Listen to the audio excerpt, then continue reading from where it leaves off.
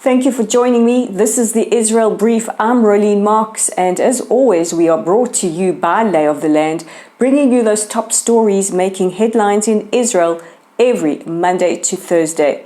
And we begin with news that an IDF soldier that was killed in a tragic incident very close to the Palestinian village of Tulkarem in the early hours of this morning has been identified as 20-year-old French immigrant of the Kafir Brigade, Staff Sergeant Natan Fitoussi. It was initially believed that this could have been a terror attack, but as the investigation unfolded, it was believed that Fitoussi had left his guard post to go and pray, but on returning back to duty, one of his fellow officers did not recognize him and engaged the protocol for unidentified individuals. The incident is still under investigation. Of course, we extend our condolences, our thoughts, and our prayers to the Fitoussi family. Staff Sergeant Fitoussi will be laid to rest a little later in the military cemetery in Netanya. We also extend our deepest sympathies to the soldier that was involved, and of course, for obvious reasons, his identity will remain anonymous. The IDF have said that they will go on and to support him and give him the necessary help that he will no doubt be needing at this time. In the Gaza Strip, residents are starting to talk about the events of Operation Breaking Dawn. This is the military operation that the IDF engaged in just a little over a week ago in response to the intelligence that Israel could have expected attacks on our citizens coming from Palestinian Islamic Jihad. Islamic Jihad launched over 1,000 rockets, 200 of them falling short or misfiring in the Gaza Strip, killing several individuals and damaging quite a lot of property. Now, residents are starting to talk, and in interviews given with the AFP, which is very, very interesting because the AFP, or Agence France Presse, is a resource that the media uses. It's almost a wire, as some of you may be familiar with, very similar to Reuters or Associated Press, where news is broken and news channels will source their information. A resident from Jabalia said that he was in his house when he heard a loud explosion. He said that this was a rocket that was fired towards Israeli territory, landing short and damaging a house.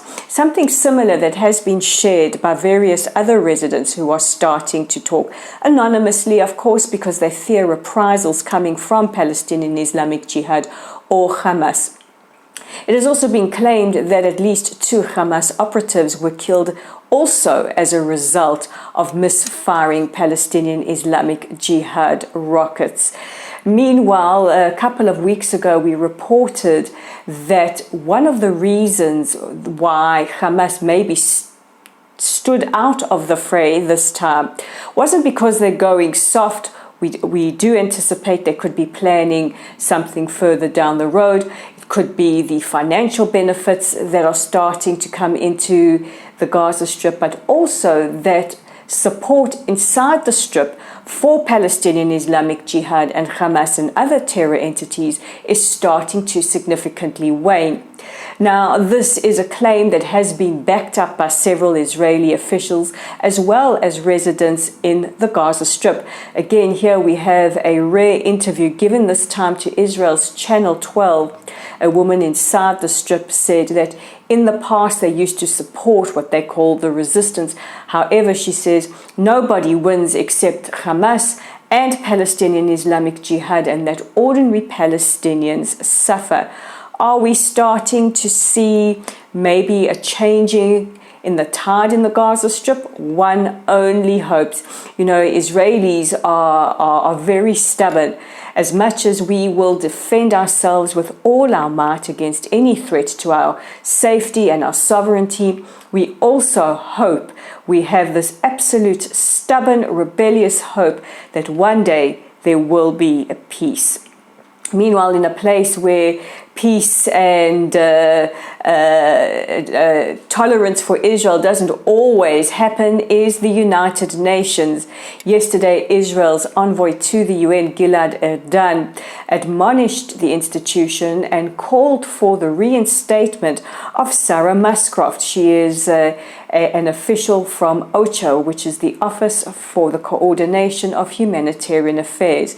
During Operation Breaking Dawn, Muscroft tweeted out and admonished Palestinian Islamic Jihad for their indiscriminate fire on Israeli civilians.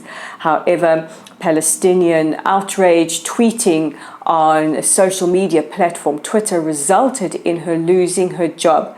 Erdan has written to the Secretary General imploring him to please reinstate her. He said that this is a problematic norm, that when Palestinians or their supporters hear that there's perhaps support for Israel's right to defend herself, results in officials being kicked out of their jobs.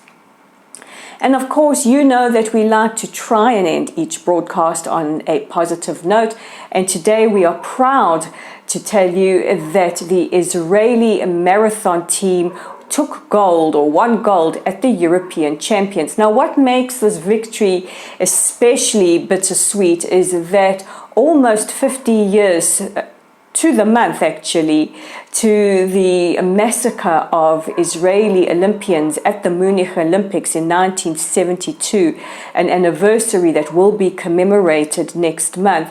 These athletes won gold. It's almost like the circle has been complete. Meanwhile, the families of those athletes slain at the Munich Olympics have said that they will not be attending the commemoration ceremony marking 50 years since the horrific terror attack, because the ongoing dispute with the German government with regards to a payout that they have been promised in respect to the lives that are lost.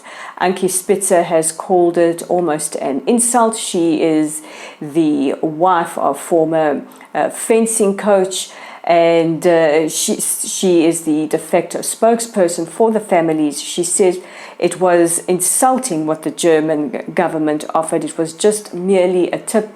However, negotiations are ongoing, and we will keep you informed right here on the Israel Brief. And also keeping you informed are our website and social media, and you can find us online at www.layoftheland.online. Our Facebook page is at Lottle's site. Please consider liking us or following us, especially since Facebook have changed a whole lot of things and it's kicked out quite a number of our followers. We're on YouTube. Our channel is at the Israel Brief. We would love it if you click on that red subscribe button. Let's get that news from Israel out to as many people as possible. And we're on Twitter at Lay of the Land 5. Follow us there, tweet at us, share our content. We really appreciate it when you do. So that's it for today from me, Rolene Marks. This is the Israel Brief, and don't forget to join me again tomorrow for your top stories.